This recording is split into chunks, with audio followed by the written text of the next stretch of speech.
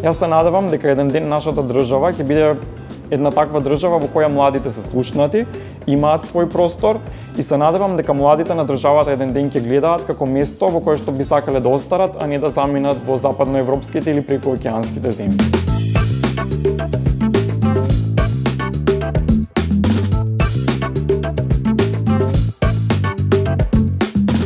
Тогаш ги завршував моите правни студии и за време на студиите некако повеќе сфатив дека мене повеќе би ми лежало креирање на некакви решенија, дизајнирање на политики кои што ќе адресираат определени проблеми и анализирање на законската рамка, отколку едноставно само толкување на закони.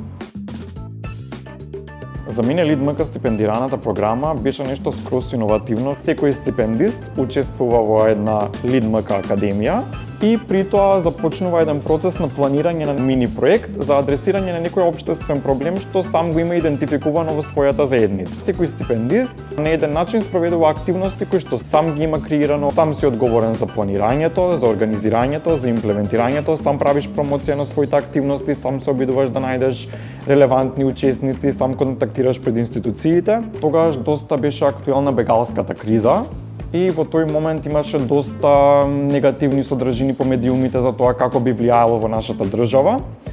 Мене целта ми беше надминување на овие предрасуди за бегалците и истовремено да се разгледа законската рамка за бегалците и барателите на азил во државата. Мојот професионален ангажман во НМСМ никако дојде многу во еден прав момент, буквално во истиот период ја завршував стипендираната програма. И ми беше логичен чекор за мојата кариера да влезам во ова представничко тело кое што ги представува интересите на младите и на младинските организации и на еден начин со тоа што и Советот беше партнер во проектот на УСАИД за граѓанско учество, знаев дека ќе можам и да придонесам за градење на лидерските вештини на други млади, но истовремено ќе можам и да заставувам за унапредување на положбата на младите во државата. Имав можност да учествувам во повеќе работни групи, застапувавме за промена на различни законодавства кои што ќе го стимулираат младинското предприемништво и воедно ќе тргнат бариери за младите да дојдат до различни бенефити во однос на нивната вработливост. И дополнително со членството на НМСМ во Европскиот младински форум. Друг позитивен пример кој што би сакал да го посочам е наградата за младинско учество на УСАИД. Прва награда која што за прв пат во оваа држава го валоризира трудот на младите за подобрување на нивното општество. Она што беше доста позитивно во овој цел процес е дека наградата не е само тапшање на рамо на младите, браво, супер сте си ја завршиле работата, туку по доделувањето наградата тие добиваа континуирана поддршка за продолжување на активностите за кои што беа препознаени од јавност. Мислам дека и самата награда доста имаше силен ефект во целиот младински сектор, со тоа што голем дел од оние што ни беа претходни добитници, како на пример некои неформални групи на млади кои што биле препознаени за некоја помала активност, со препознавањето преку наградата успеа да се регистрираат како здружение и да ја зајакнат својата работа. Определени здруженија кои што беа препознаени ја искористија можноста за да влијаат на институционално ниво за некое повисоко подобрување за состојбата на младите.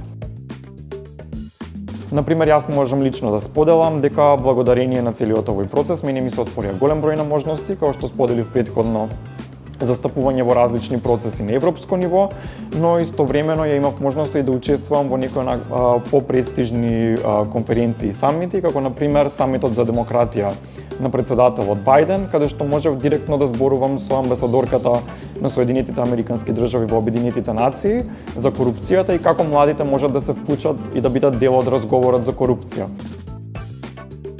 Не сакам да звучам како политичарите кои што цело време ги повикуваат младите да бидат погласни, да бидат поупорни. Туку напротив, би сакал да им порачам на младите да ги искористат ресурсите кои што им се достапни на нив. Проблемите кои што се поврзани за младите се мултисекторски. Младите не се како еден проблем, туку тие се проткајуваат низ сите проблеми кои што ги има во општеството. И секој млад човек со своите интереси може на различен начин да придонесе за адресирање на различни проблеми. Битно е тие да бидат вклучени и заедно преку младинскиот сектор и ваквите форми на позиционирање и застапување на еден начин повеќе да влијаеме кон институциите, младите да бидат слушнати и да бидат препознаени како релевантен чинител.